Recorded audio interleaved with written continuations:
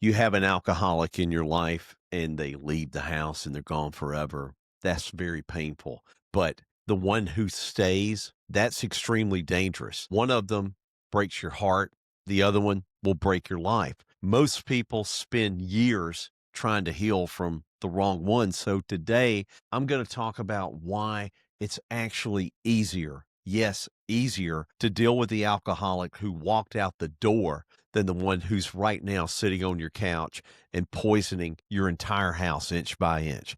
This is going to hit deep, but you need to hear this. Let's start with the drunk who leaves. Yeah, it hurts, it stings, it feels like rejection and you're being abandoned. It can feel like you weren't good enough and maybe you could have done more. But here's the part that no one really talks about. When they leave, they're taking the hell with them. The drinking, that leaves your house. The mood swings and the lies, they're out the door.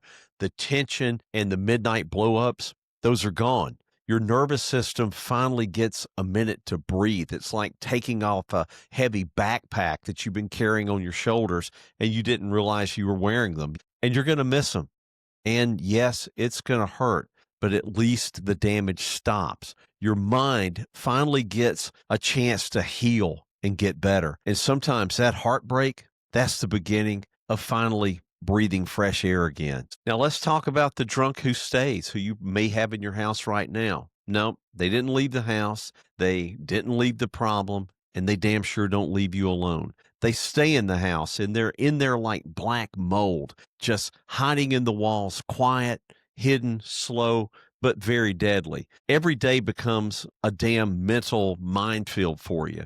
You're wondering, are they going to be pissed off today or are they going to be crying? Will it be the silent treatment? Is it drunk day but pretending to be sober? You don't just live with them, you live around them, you live for them, you live in reaction to them.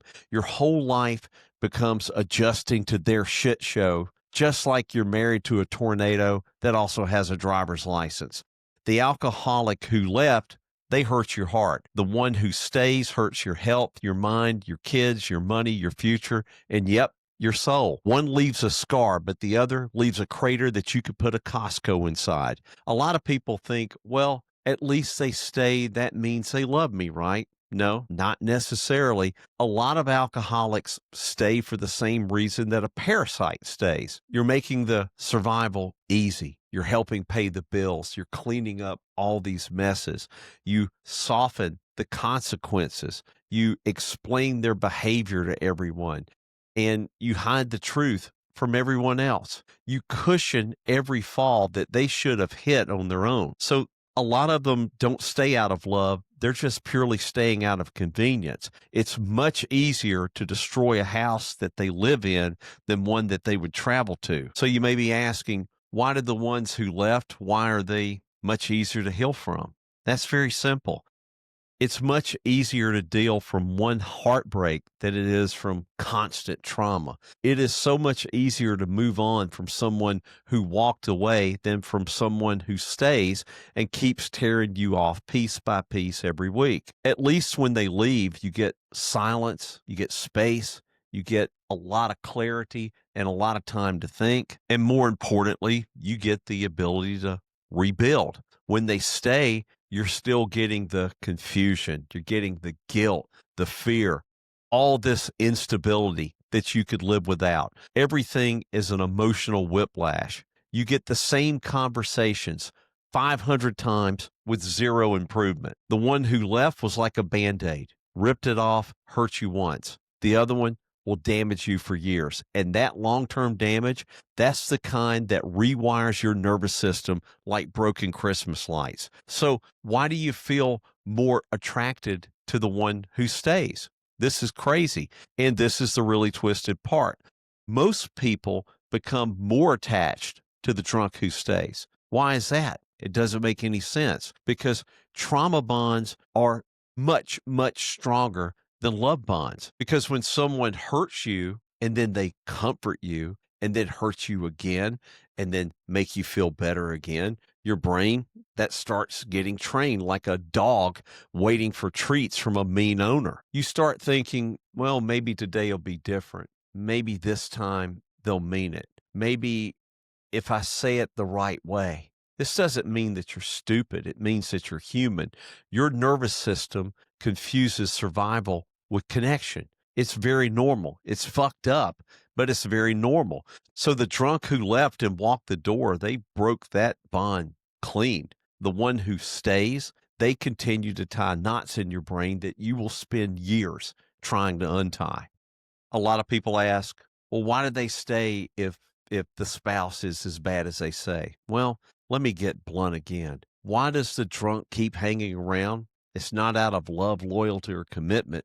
That ship sailed a long time ago. It's comfort, security, access, free emotional labor, a warm bed, a roof. Most importantly, you give them someone to blame and yell at, someone to rescue and forgive them, someone that will make their addiction easier. And that's not love. It damn sure isn't romance. It's just pure convenience, and convenience will kill relationships more than cheating ever will. And here's the hard truth: leaving isn't cruelty, it's protection. People, they're going to guilt you big time. They'll say, well, how could you leave? What if they get worse? What if they need you? But here's the real question that I want you to ask yourself: what about you? What about your peace, your health, the stability of your children, your damn sanity? What about you? What about your future? Leaving a drunk who refuses to change, that's not being abandoning. It's pure and simple self defense.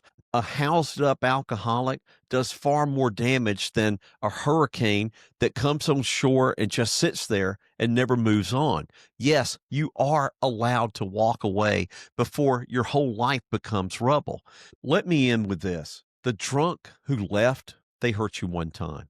The drunk who is staying in your house and hurts you, they're going to hurt you until there's nothing left to hurt. I want you to let that sink in, because you're not weak for wanting peace. You're not cruel for wanting to be safe. And you damn sure are not selfish for wanting a life that isn't built around someone else's addiction. If someone leaving you gives you your life back, they did you a favor. That's not abandonment, it's freedom. And you have to know that. And if this episode woke something up in you, and I hope it did, like it, share it with someone that you know, and please subscribe to the channel and visit my website, flinchnomore.com, for real common sense guidance. No fluff, no therapy speak, no bullshit, just the truth. I hope to see you again soon.